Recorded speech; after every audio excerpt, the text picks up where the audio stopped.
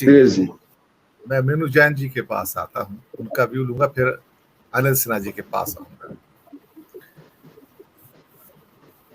कल ही ऑस्ट्रेलिया की सरकार ने वार्निंग इशू किया है ऑस्ट्रेलियंस को कि भारत जाने से पहले 100 बार सोच लें।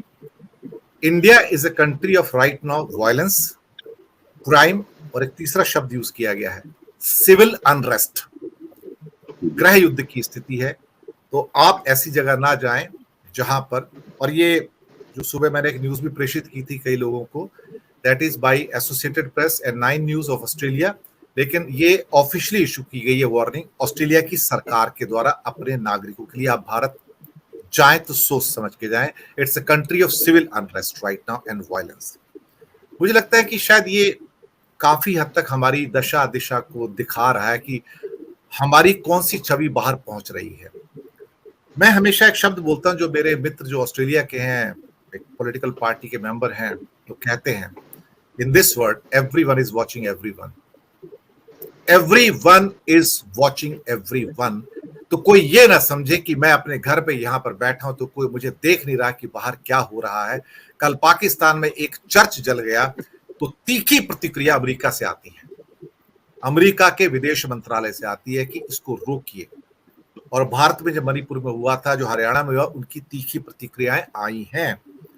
लेकिन हम शायद क्या है कि वो एक हम एक ऑस्ट्रिच बन गए हैं, हम किसी चीज को देखना नहीं चाहते हैं, क्योंकि हम राजा हो गए हैं। तो अब हम समझते हैं कि हम किसी को आंसरेबल नहीं है। लेकिन भगवान की दया से अभी तो हम लोकतंत्र हैं।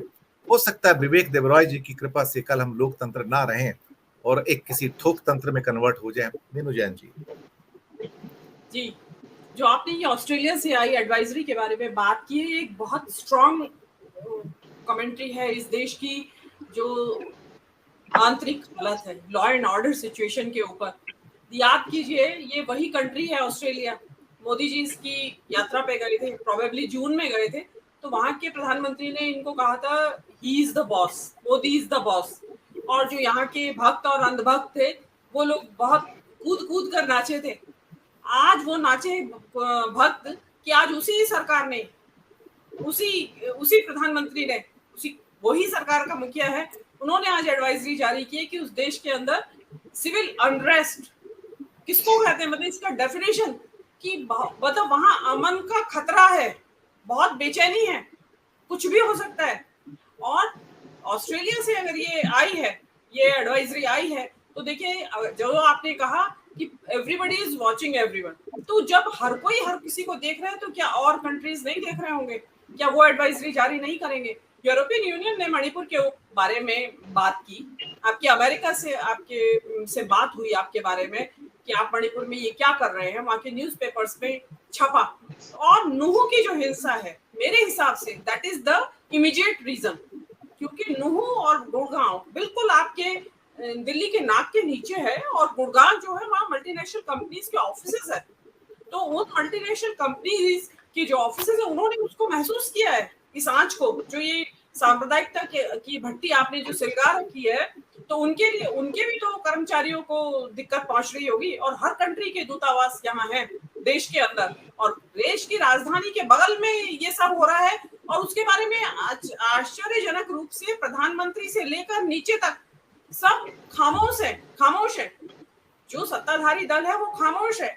तो ये जो खामोशी है, ये चुप्पी है, ये बताती है कि उनका अप्रूवल है। तो ये मोदी जी के को सोचना चाहिए, G20 इनके सिर पे है। आप एक कल्पना कीजिए दिनेश जी कि ये एडवाइजरी जो ऑस्ट्रेलिया से आई है, ऐसी एडवाइजरी और कंट्रीज से भी आ जाए और उसमें G20 के कंट्रीज भी हो, तो क्या हो सकता है G20 कंट्रीज के जो हेड्स हैं उनमें मेजॉरिटी ऑफ हेड्स आए ही ना, वो अपने सेकंड इन कमांड को भेज दें कि सेकंड इन कमांड है जो कि आप चले जाइए वहां, कि देश का राष्ट्राध्यक्ष तो नहीं जा सकता, बहुत मुश्किल है वहां पे। तो मुझे ऐसा नहीं लगता कि मोदी जी को, मुझे लगता है कि मोदी जी को समझ नहीं है क्या इस चीज की, या उनके जो एडवाइजर्स हैं यहाँ पे एक चीज जोड़ना चाहूंगा मीनू जैन जी, जो मैं विदेशी मुद्दों को काफी कवर करता आया हूँ, लगातार करता हूँ। कोई भी एक प्लेटफॉर्म जहां पर पुतिन और बाइडेन एक साथ हो, वो नहीं होगा, आप लिख कर रख लीजिए। ये इंडिया के लिए एक बहुत ट्रिकी सिचुएशन है कि वो जीपिंग, पुतिन और बाइडेन को कैसे सेग्रीगेट करके रखें। लेकिन एक प्लेटफॉर्म ऐसा आएगा जहां पर ये तीनों एक साथ में होंगे फाइनल प्लेनरी के अंदर, और वहां पर इनकी स्पीचेस होंगी छोटी छोटी से, और वहां पर बाइडेन सीधी हिट करेंगे कि Russia you are an aggressor और यूक्रेन जो है वो पीड़ित है, और वहां पर पुतिन उसको सुन नहीं पाएंगे। मैं बता रहा हूं कि it is going to be the most trickiest situation in the world. और इसकी कल्पना कीजिएगा, तीन ये व्यक्ति सामने हैं और सामने मोदी का खुद का क्या हाल होगा। और वो तब जीपिंग ने इंडिया को ऑलरेडी ऐसा झटका दिया हुआ है कि इंडिया संभल नहीं पा रहा है। शायद बहुत कम लोगों को पता होगा, मेरा एपिसोड भी है, पिछले 10 महीने से भारत में चीन का राजदूत नहीं है। पिछले 10 महीने से भारत में चीन का राजदूत नहीं है।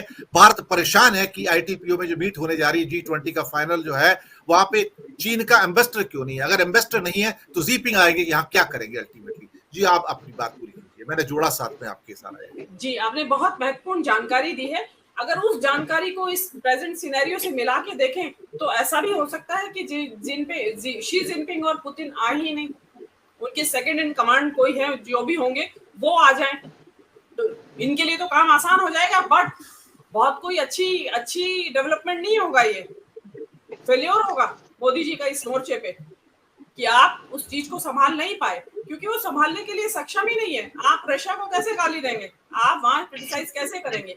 और जो लास्ट में डिक्लेरेशन वगैरह जारी की जाती है, उसमें फिर वही डेडलॉक आएगा कि भाई यूक्रेन को वॉर कहिए, रशिया और यूक्रेन के बीच में जो हो रहा है, ये बोलेंगे नहीं ये वॉर नहीं है, तो वहां विदाउट डिक्लेरेशन खत्म हो जाएगी क्या G20?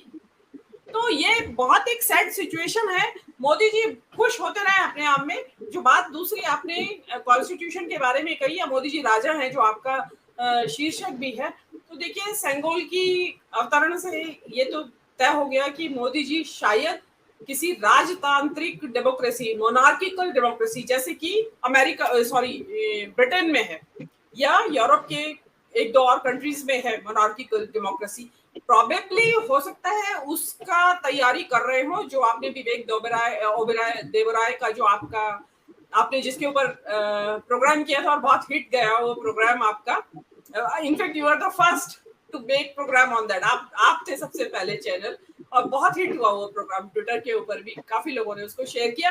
तो उसमें जो उन्होंने कहा है वो सेंगोल का जिक्र कर रहे हैं, और उसके साथ साथ वो जो आमूलचूल परिवर्तन की बात कर रहे हैं। तो मुझे ऐसा भी लगता है कि उसमें मोदी जी मोनार्क तो नहीं है, लेकिन उनको वो दर्जा दे दिया जाए जैसा कि शी जिनपिंग ने खुद को, पुतिन ने भी खुद को डिक्लेयर किया हुआ है ना, फॉरएवर प्रेसिडेंट, लाइफ लॉन्ग।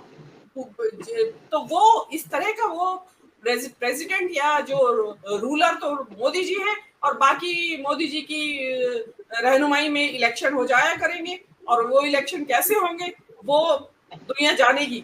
लेकिन मेरे को ऐसा लगता है कि मोदी जी शायद अब सत्ता छोड़ना नहीं चाहते, और छोड़ने के बाद देखिए जो कुछ इन्होंने किया है पिछले 20 सालों में मुख्यमंत्री के तौर पे और प्रधानमंत्री के तौर पे, उसमें बहुत सारी चीजें ऐसी कि जो पता नहीं कहना चाहिए कि सजा दिलाने वाले काम है उनके, जो वो बहुत बड़े कानूनी उसमें फंस सकते हैं दाव पेच में, तो वो शायद नहीं चाहेंगे, और उसके लिए यही रास्ता निकाला जाएगा, क्योंकि राजदंड वहां स्थापित कर दिया गया है। इन अ वे वो एक सिंबल है कि ये राजा का शासन चलेगा, राजा के ऑर्डर से शासन चलेगा, बाकी का 5 साल में, 4 साल में, या 2 साल में, 3 साल में, और वो भी पूरे देश में एक बार एक साथ सारे देश में राज किया जाएगा। और उसमें आपके जो आर्टिकल जो आपने शेयर किया था विवेक देवराय का, उसमें रिऑर्गेनाइजेशन की भी बात है स्टेट्स के। अब उसका रिऑर्गेनाइजेशन किस बेसिस पे होगा ये बात भी छुपी नहीं है, वो रिलीजन के बेसिस पे रिऑर्गेनाइज होंगे। तो बड़ा कठिन समय सामने आने वाला है दिनेश जी, और मेरा आपसे आग्रह है कि इस तरह के विषयों पे आप हम सबको थोड़ा जागरूक करते रहिए समय समय पे।